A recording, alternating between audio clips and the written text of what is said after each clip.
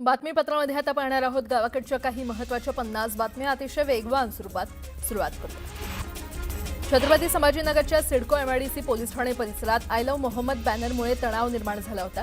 भाजप पदाधिकाऱ्यांच्या तक्रारीनंतर बॅनर पोलिसांनी हटवले, त्यामुळे तणाव निवळलाय।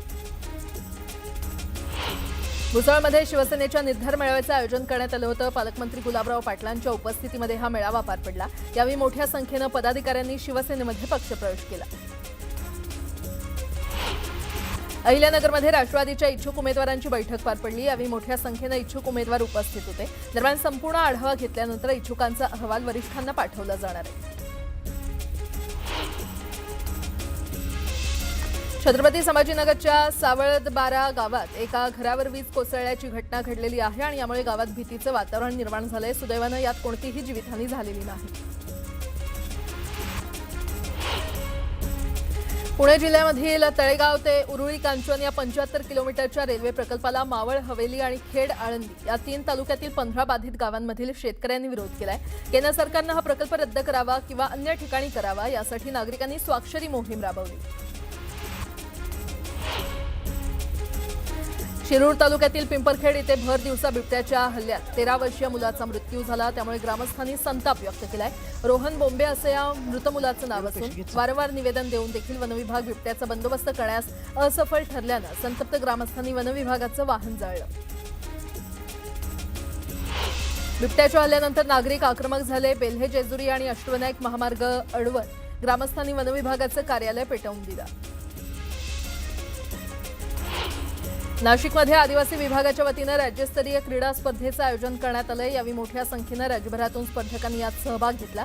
दरम्यान लीना बनसोड यांनी अचानक भेट देत स्पर्धकांसोबत रांगेत उभं राहून जेवण घेतलं। बुलढाण्यातील जगप्रसिद्ध लोणार सरोवरात मृत मासे आढळून आलेत। लोणार सरोवरामध्ये मोठ्या प्रमाणात सांडपाण्याचा विसर्ग होत असल्यानं जैवविविधता धोक्यात आल्याची चर्चा आहे।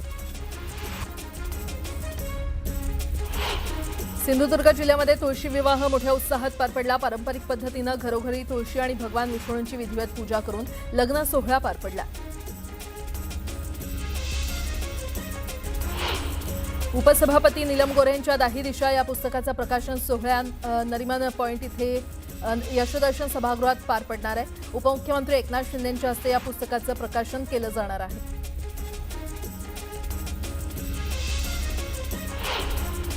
नांदेड जिल्ह्यातील शेतकऱ्यांनी समृद्धी महामार्गाचं काम रोखलेलं आहे। महामार्गासाठी जमीन दिलेल्या 12 गावातील शेतकऱ्यांनी जमिनीचं मूल्यांकन करून सानुग्रह अनुदान पद्धतीनं मोबदला मिळावा आणि राहिलेले 12% व्याज मिळावं यासह विविध मागण्यांसाठी शेतकऱ्यांनी महामार्गाचं काम थांबवलं। शेतकऱ्यांच्या कर्जमाफीसाठी अमरावतीमधील तळेगाव दशासर इथे काँग्रेसनं रास्ता रोको आंदोलन केलं। काँग्रेस कार्यकर्त्यांनी नागपूर संभाजीनगर महामार्ग अडवल्यानं महामार्गावर वाहनांच्या लांबच लांब रांगा लागल्या होत्या। पालघर जिल्ह्यामध्ये गेल्या आठवड्याभरापासून पावसानं थैमान घातलंय, यामुळे भात शेतीचं मोठं नुकसान झालंय। शेतकऱ्याच्या हातातोंडाशी आलेला घास पावसानं हिरावून घेतलाय आणि त्यामुळे भात उत्पादक शेतकरी हवालदिल झालाय। नांदेड शहरासह जिल्ह्यात जोरदार पाऊस झाला। अर्धापूर, मुदखेड, धर्माबाद, हदगाव, हिमायतनगर आणि भोकर तालुक्यात जोरदार पाऊस झाला, त्यामुळे शेतकऱ्यांची चिंता वाढली आहे। जालन्याच्या पारत भागात अवकाळी पावसानं हजेरी लावली आहे। अवकाळी पावसामुळे मका पिकाचं मोठ्या प्रमाणात नुकसान झालंय, यामुळे शेतकरी आर्थिक अडचणीत सापडलाय।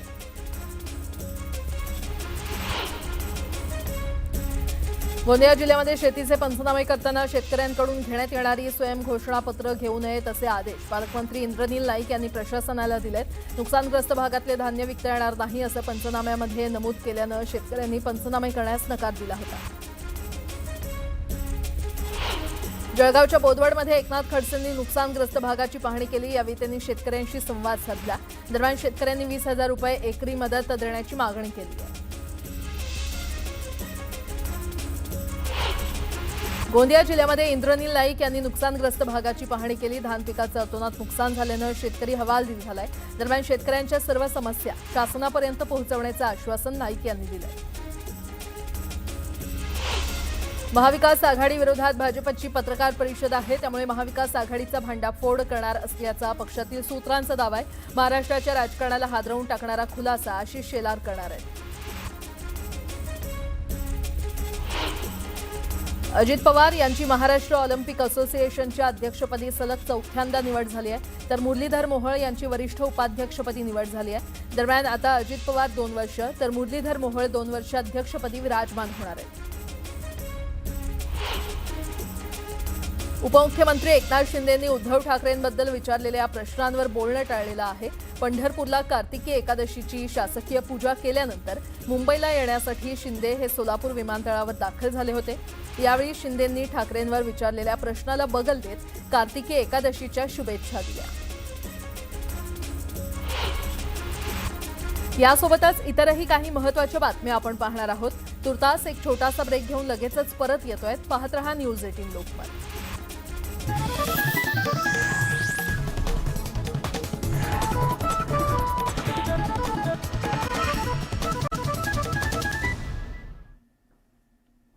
ब्रेकनंतर आपलं पुन्हा एकदा स्वागत. उर्वरित बातम्या पाहूयात.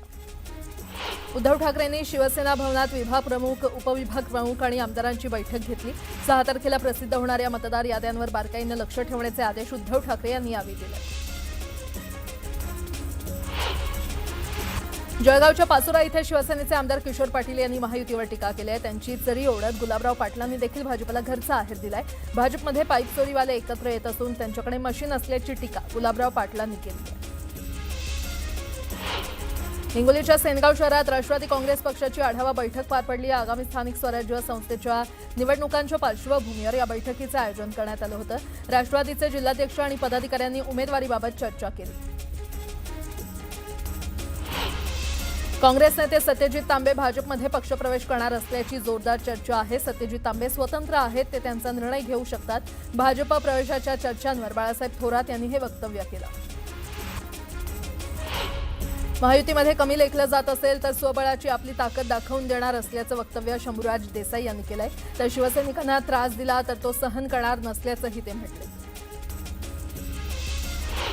दिलीप वळसे पाटलांनी अंदाज व्यक्त केला असेल. निवडणुकांच्या तारखा सांगण्यावरून बावनकुळेंनीही प्रतिक्रिया दिली आहे. तर निवडणूक जाहीर करण्याचा अधिकार निवडणूक आयोगाला असल्याचं ते म्हटलं. चंद्रपूरमध्ये भाजप आमदार सुधीर मुनगंटीवारांनी एका कार्यक्रमात तल्लीन होत भजन गायलं. मंत्रिमंडळात स्थान न मिळालेल्या मुनगंटीवारांनी उघडदार देवा हे भजन गायल्यानं राजकीय वर्तुळात चर्चांना उधाण आलंय. जालन्यातील खासदार कल्याण काळेंचे कार्यक्रम उधळून लावण्याचं वक्तव्य कैलास गोरंट्याल यांनी केलं. कल्याण काळेंनी गायी कापणाऱ्यांचं समर्थन केल्याचा निषेध नोंदवत त्यांनी कार्यकर्त्यांना आदेश दिले. जालन्यातील स्वातंत्र्यवीर सावरकर चौकात काँग्रेसचे खासदार कल्याण काळेंच्या पुतळ्याला जोडे मारत आंदोलन करण्यात आलं. गायी कत्तलीच्या व्हायरल व्हिडिओवर खासदार काळेंनी केलेल्या वक्तव्याविरोधात हिंदुत्ववादी संघटनांनी काळेंचा निषेध केला. एक व्यक्ती 5-5 वेळा मतदार करतो अशी परिस्थिती असल्याचा आरोप आमदार संजय गायकवाड यांनी केला आहे. तर निवडणूक आयोग ही नावं का काढत नाही असंही त्यांनी म्हटलं. कोंडवा हत्या प्रकरणातील आरोपींना 7 नोव्हेंबरपर्यंत पोलीस कोठडी सुनावण्यात आली. अरबाज पटेल, अमन शेख आणि मयूर वाघमारे या तिन्ही आरोपींना 5 दिवसांची पोलीस कोठडी सुनावण्यात आली आहे.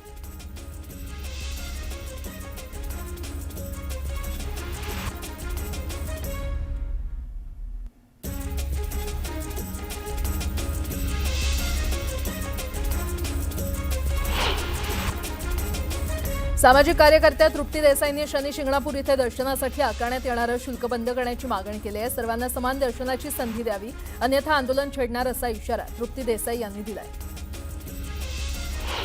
वाशीमध्ये कार्तिकी एकादशी निमित्त पद्मतीर्थ तलाव परिसरात लाखो दिव्यांची सजावट करण्यात आली.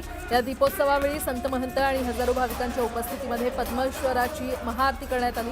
या एकादशी निमित्त भाविकांनी आपल्या घरून 11 दिवे आणून प्रज्वलित केलं होतं. विधिमंडळाचं हिवाळी अधिवेशन नागपुरात 8 डिसेंबर रोजी नियोजित करण्यात आलंय. मात्र स्थानिक स्वराज्य संस्थांच्या निवडणुका लक्षात घेता अधिवेशनासाठी मनुष्यबळाची कमतरता जाणवू शकते. त्यामुळे अधिवेशन 8 ते 10 दिवस पुढे ढकललं जाण्याची शक्यता आहे. आता एक सविस्तर बातमी। राष्ट्रवादी काँग्रेसचे ज्येष्ठ नेते आणि माजी गृहमंत्री वळसे पाटलांनी आगामी स्थानिक स्वराज्य संस्था निवडणुकीचं वेळापत्रकच सांगितल्यानं अनेकांच्या भुवया उंचावल्यात। महापालिकांसह स्थानिक स्वराज्य संस्थांच्या निवडणुकांची तयारी सुरू आहे। अनेक महापालिकांमधील प्रभाग रचना पार पडली असून आरक्षणाची सोडतही लवकरच काढली जाणार आहे। निवडणुकीच्या तारखा अजूनही निवडणूक आयोगानं घोषित केलेल्या नाहीत आणि अशातच वळसे पाटलांनी निवडणुकीच्या तारखांबाबत अंदाज वर्तवल्यानं नवा वाद पेटलाय। आधीच मतदार यादीतील घोळाच्या मुद्द्यावरून विरोधक आक्रमक झाले आणि निवडणूक आयोग सत्ताधाऱ्यांच्या दावणीला बांधल्याचा आरोप विरोधकांकडून सातत्याने केला जातोय। त्यात वळसेंच्या विधानामुळे विरोधकांनी जोरदार हल्लाबोल केलाय।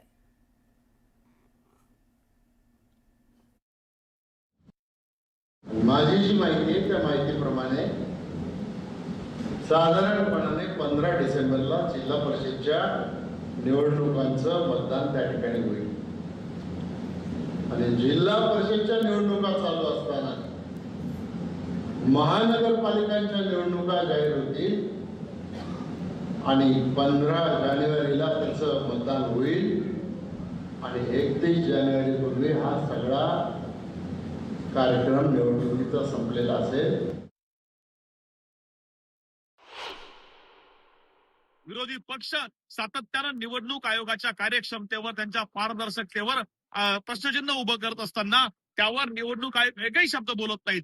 पण सरकारचे मंत्री जर कार्यक्रम जाहीर करत असतील तर निवडणूक आयोग नावाच्या स्वतंत्र यंत्रणेची देशाला व्यवस्था नाही, याचा गरज नाही, हा त्याचा अर्थ आहे। असा अंदाज केला असेल। आपण सांगतो की बाबा ज्याप्रमाणे प्रक्रिया चालू आहे निवडणूक आयोगाची, प्रभाग रचना आली, आरक्षण झाले, मतदार यादी आल्या, त्यावरून असं वाटतं की निवडणुका यावेळी होतील, तसे वळसे पाटील बोलले असतील। त्यामुळे एवढं त्याला काही हे नाही। निवडणूक आयोग आपला तारखा घोषित करतील।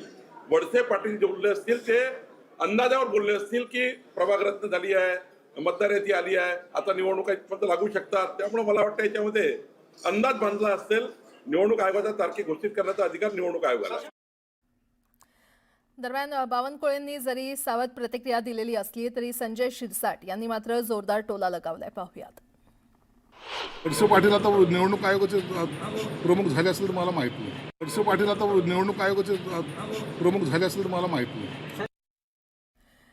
पुण्यातून मोठी बातमी। पुण्यातील बंड गार्डन मेट्रो स्थानकाजवळ भीषण अपघात झालेला आहे। कारवरचं नियंत्रण सुटल्यानं ती थेट मेट्रोच्या पिलरला जाऊन धडकली।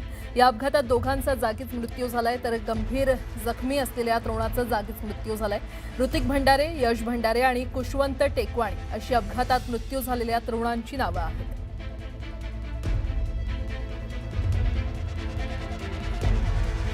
पुण्यामध्ये भरधाव वाहनाचा मेट्रो पिलरला धडकून अपघात झालेला आहे आणि या अपघातात दोघांचा जागीच मृत्यू झालाय। उपचारादरम्यान तिसऱ्या तरुणाचा देखील मृत्यू झाला असल्याचं कळतंय।